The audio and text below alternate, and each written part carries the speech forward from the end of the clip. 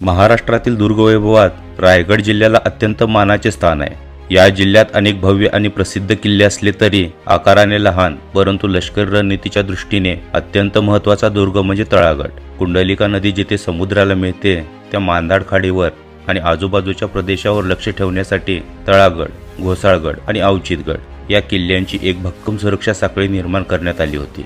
छत्रपती शिवाजी महाराजांच्या राज्याभिषेक सोहळ्याच्या वेळी जी अत्यंत मौल्यवान आणि राजशाही वस्त्रे परिधान केली होती ती तळागड किल्ल्यावरून आणली गेली होती। कोकणातील बंदरांच्या माध्यमातून परदेशातून येणारे रेशीम आणि मौल्यवान कापड सुरक्षित ठेवण्यासाठी तळागडचा वापर मुख्य कोठार किंवा फरासखाना म्हणून केला जात असे। अफजलखानाच्या स्वारीवेळी सिद्धीने तळागडला वेढा घातला होता, पण अफजलखानाच्या मृत्यूची बातमी मिळताच सिद्धीने वेढा उठवला।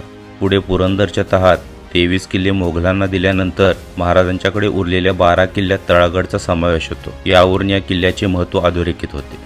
तळा गावापाठीमागे दक्षिणोत्तर पसरलेल्या टेकडीवर तळागडची उभारणी करण्यात आली आहे। गावातून जाणारा डांबरी रस्ता किल्ल्याच्या अर्ध्या वाटेपर्यंत जातो। येथून पुढे पायवाटेने 15 ते 20 मिनिटात किल्ल्याच्या पडझड झालेल्या दरवाजापाशी पोहोचतो। दरवाजा ढासळला असला तरी चौकटीचे खांब मात्र शिल्लक आहे। या दरवाजाच्या बाजूला कातळात हनुमानाची भव्य मूर्ती कोरलेली आहे। या मूर्तीमुळे हा दरवाजा हनुमान दरवाजा म्हणून ओळखला जातो। प्रवेशद्वाराच्या दगडी भिंतीवर शरद या पौराणिक प्राण्याचे शिल्प कोरलेले आहे। या ठिकाणी खडकात कोरलेले खांबटाके पाहायला मिळते। येथून दोन्ही बाजूस तटबंदी असलेल्या अरुंद वाटेने पुढे आल्यानंतर 3 तोफा निदर्शनास येतात। या ठिकाणाहून बालेकिल्ल्याचा बुरुज नजरेस पडतो। हा किल्ल्याचा दुसरा टप्पा असून येथून पुढे तिसऱ्या टप्प्याकडे जाणाऱ्या पायऱ्यांचा मार्ग लागतो।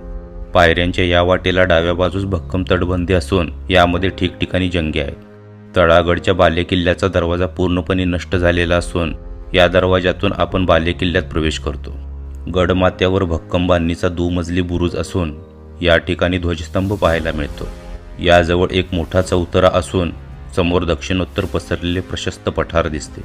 गडाच्या सर्वोच्च टोकावर धान्य किंवा दारुगोळा साठवण्यासाठी बांधण्यात आलेली एक दगडी इमारत असून ज्याला स्थानिक लोक लक्ष्मी कोठार म्हणून ओळखतात। लक्ष्मी कोठाराच्या अगदी समोर खडकात खोदलेल्या 7 पाण्याच्या टाक्यांची मालिका आहे। उन्हाळ्यात हे गडावर पाण्याची कमतरता भासू नये म्हणून ही रचना केलेली होती।